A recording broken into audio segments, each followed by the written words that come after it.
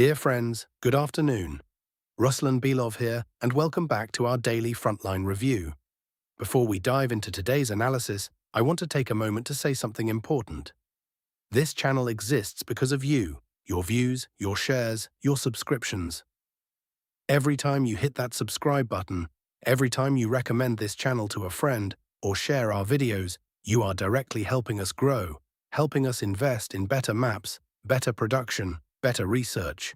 We are an independent analytical channel, and we do not have the backing of major media corporations. What we have is you, our community.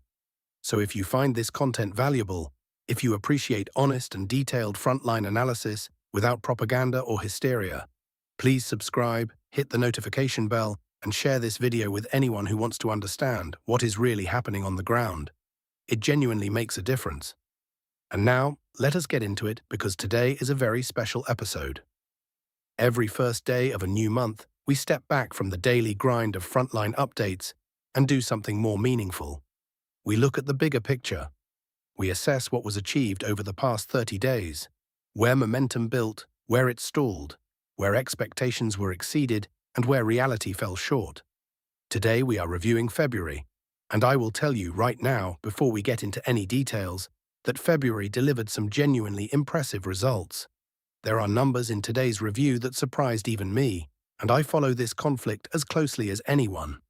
But we will stick to our traditional format. First, a brief summary of the last 24 hours on the front, and then we move into the full February breakdown. So let us start with the past day. The last 24 hours were quite productive, not record-breaking for the entire war, but for February specifically. These past 24 hours rank as the second-best single day of the entire month. Russian forces took control of 2 settlements and approximately 60 square kilometers of territory. That is a strong result by any reasonable measure, and the geography of these gains matters enormously. Let me walk you through the key developments.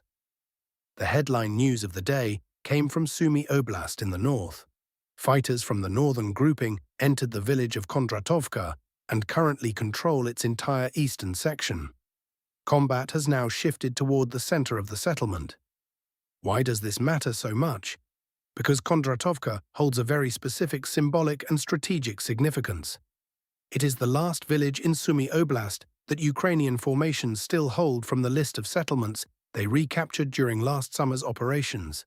Think about what that means. When Kondratovka fully returns to Russian control, and that moment appears to be approaching, every single territorial gain that Ukrainian forces made in Sumy Oblast during the summer will have been completely reversed. Every last meter, it will be as if those summer advances never happened at all. Meanwhile, south of Andreyevka and Alexeyevka, Russian troops advanced nearly 2 kilometers and are now extremely close to Malaya Korchakovka. From current forward positions, the northern outskirts of that village are less than 800 meters away. And the capture of Malaya Korchakovka, together with the neighboring village of Korchakovka, is an entirely different strategic conversation. These villages sit in a position that would allow Russian forces to apply serious pressure on a key highway artery. And beyond that highway lies a forested zone, and beyond that forest lies the city of Sumy itself. The stakes here are considerable, and anyone who has been following this channel knows we have been watching this corridor for some time. Elsewhere in Sumy Oblast, Russian troops cleared a tree line south of Vorozhba and expanded their control zone near Yunakivka. But the most dramatic development of the day in this region came along the border with Kursk Oblast, where a massive operation swept through a large area, including several woodland tracts. Russian forces pushed 8 kilometers deep into Sumy Oblast, captured the village of Alexandria, and reached the outskirts of the significant settlement of Miropolye. For a single day of operations, this is an exceptional territorial result. Moving to Kharkiv Oblast, significant events unfolded here as well. The northern grouping pushed Ukrainian formations out of the village of Neskuchnoye. At first glance, one might think, well, it is just another village. But no, this capture is notable for a very specific reason. From current Russian positions at Neskuchnoye, the distance to the city of Kharkiv is exactly 20 kilometers. That is the shortest distance to Kharkiv from any point along the entire front line. Now, to be absolutely clear, a strike on Kharkiv is not on the table this year, or likely next year either. If the war continues, that would be a conversation for 2027 at the earliest. But as a strategic data point, as a marker of how the front line has shifted, this is worth noting. Russian forces also cleared a tree line west of Staritsa and made progress in the Volchansky Khutora area. On the Liman direction, Russian troops advanced roughly 600 meters along a front more than 2 kilometers wide, expanding their control zone near Yarovaya. The numbers are modest, but given how heavily fortified and contested this sector remains, any consistent forward movement is meaningful. The day closed on a strong note from Zaporizhzhia Oblast. Fighters from the eastern grouping executed a 3.5-kilometer advance and secured control of the village of Gorkoye. The strategic implications here are significant. Ukrainian strongpoints at Verkhnyaya Tersa and Vozdvizhenka are now squeezed from both sides, pressed from the north and from the south simultaneously. This sets up what could be a decisive breakthrough on this section of the front in March, and we will talk more about that when we get to the Zaporizhzhia summary. Now let us move on to what you have really been waiting for, the February summary. And we begin, as always, in the north. Sumy Oblast in February underwent a dramatic transformation in terms of operational tempo. The area of territory brought under Russian control exceeded January's figures by a factor of 5.5, not 50% more, not double, 5.5 times more. That is not an incremental improvement. That is a fundamentally different level of activity. And here is what makes it even more remarkable. The volume of territorial gains recorded in Sumy Oblast this February has no precedent in the entire history of this conflict, excluding only the very first days and weeks of the war when front lines were in rapid flux across the entire country. This is a historic result for this particular region. Let us break it down. On the Komarovsky bridgehead, 2 more settlements came under Russian control, the village of Kharkovka to the west and the village of Sidorovka to the east. The total length of the Komarovsky bridgehead now stands at 16 kilometers. That is a substantial operational footprint that creates genuine options for future expansion in multiple directions simultaneously. On the main Sumy bridgehead, Russian forces approached Kondratovka from the east, entered the village, and consolidated their positions. On the southern flank of this bridgehead, the control zone expanded by an average of 1.5 kilometers, bringing Russian troops to the edge of one of the Ukrainian defensive lines in this area. Near Miropoli, which we discussed when covering today's daily developments, troops pushed 8 kilometers deep and reached the eastern outskirts of Miropoliye itself. On the Grabovsky bridgehead, a 4-kilometer deep advance resulted in the capture of the village of Pokrovka. South of Pokrovka, the village of Popovka was also taken, and south of the bridgehead itself, the control zone was extended by 4.5 kilometers along the border. The final tally for Sumy Oblast in February: 5 settlements and 84 square kilometers of territory, the best monthly result in this region for the entire duration of the conflict. That is a significant milestone, and I think it deserves a moment of appreciation before we move on. What should we expect in March? Honestly, matching that pace will be difficult. 84 square kilometers is a serious benchmark. On the Komarovsky bridgehead, expansion along the flanks will continue. On the main bridgehead, I expect the fight for Kondratovka to be concluded and Russian forces to enter Malaya Korchakovka. Near Miropoliye, the army will likely probe the settlement itself, while simultaneously pushing the control zone further south and around it. The overall tempo will be maintained, but the record numbers we saw in February are unlikely to be repeated in March. Methodical, sustained pressure across multiple points, that is the formula for Sumy Oblast in March. Turning to Kharkiv Oblast. Beyond the capture of Neskuchnoye, which we already covered in the daily section, February also saw the control zone expand 2 kilometers west of Staritsa, and the settlement of Grafsko was taken on the Volchansk axis. The monthly total for Kharkiv Oblast: 3 settlements and 44 square kilometers of territory. Ukrainian forces managed to reclaim approximately 15 square kilometers, but the overall balance clearly favors the Russian side. March prospects for this direction are as follows.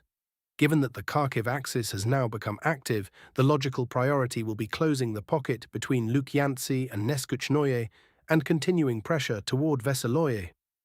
The capture of Ternovoy is also a key objective. Taking it would allow the Lipsevsky bridgehead and the Volchansk area bridgehead to be connected into a single continuous line.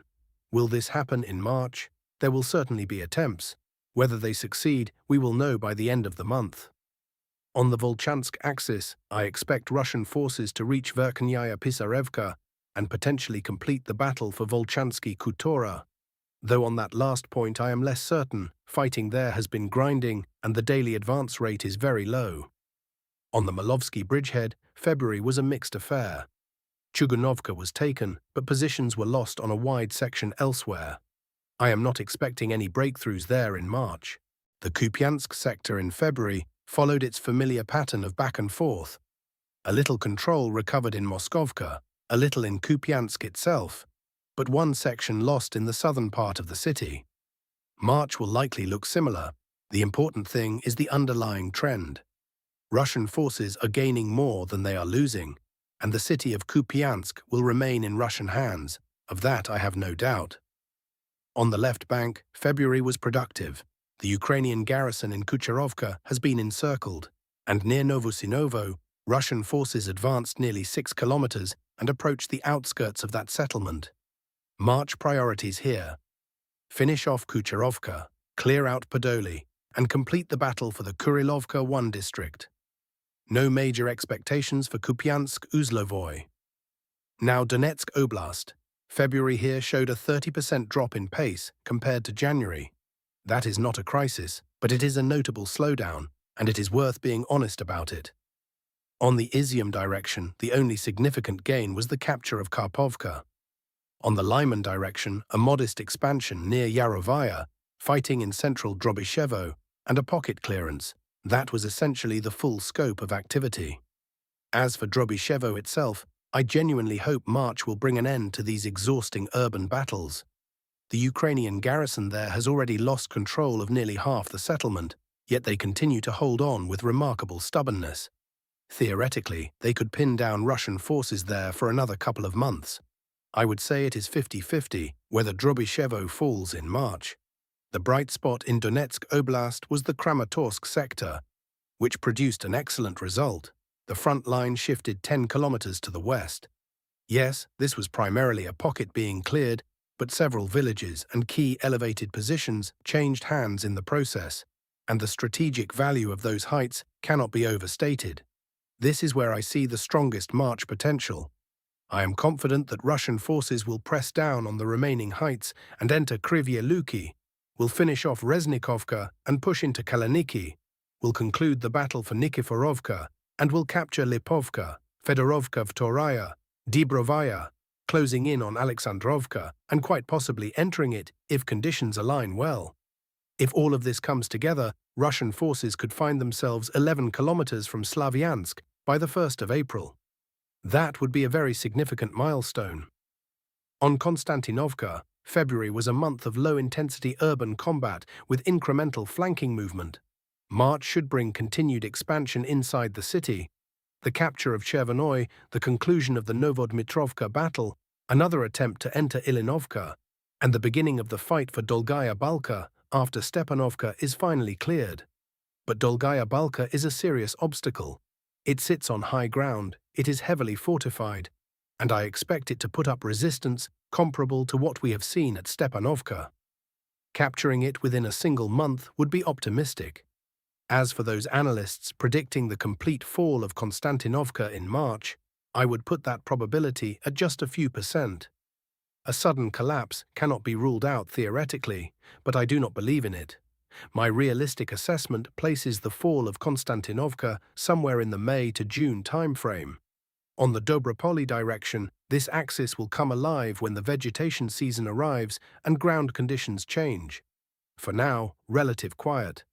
That said, there is a genuine chance, not high but not negligible, that Ukrainian defenses at Belitskoye could collapse in March, delivering that city into Russian hands. Some indicators point in that direction. West of Pokrovsk, February saw solid progress in Grishino, and I am almost certain that this long-contested settlement will finally be secured in March. Donetsk Oblast monthly total, 7 settlements and 169 square kilometers of territory. In Dnipropetrovsk Oblast, the Russian pace held roughly steady compared to January, slightly over 30 square kilometers for the month. However, February here was defined by a serious Ukrainian counter-offensive. Based on my own calculations, no updated official maps were available at the time of recording. Ukrainian forces reclaimed 3 settlements and approximately 61 square kilometers of territory. For Ukrainian formations, this is a record result over roughly the past year. They have not taken back this much territory on a single axis since the Kursk Oblast incursion. It is a result worth acknowledging honestly. However, the offensive has visibly run out of steam, and March will not produce similar figures from this region. Zaporizhzhia Oblast was one of the strongest performing regions of the entire month. Russian gains exceeded January's. The key moment came in the battle for Ternovatoye. Russian forces temporarily lost control of the urban-type settlement during intense fighting, but recovered it and then drove 8 kilometers further, capturing Rozdestvenskoye in a counterattack. Forces also established positions along the railway line and pushed the front 7 kilometers back from Gulyapol. March outlook for Zaporozhye. The gold standard result would be completing the capture of Verkhnyaya Tersa and Vozdvizhenka and reaching Gulyapolskoye to the west of Gulyapol. That combination would be a genuine 5-star month. On the Orakov direction, February brought losses. A significant portion of Malaya Tokmachka was lost. On the Zaporozhye direction near Kamenskoye, no major changes occurred. Monthly total for Zaporozhye Oblast, 7 settlements and 120 square kilometers of territory. And now the all-important overall summary. For February, Russian forces took control of 22 settlements and 450 square kilometers of territory across all sectors. That is only 10% below January's total. But here is the crucial detail. January has 3 more days than February. When you calculate the daily average rate of advance, February's pace is essentially identical to January's. There was no slowdown whatsoever in the underlying tempo of operations. This matters enormously when you put it in historical context.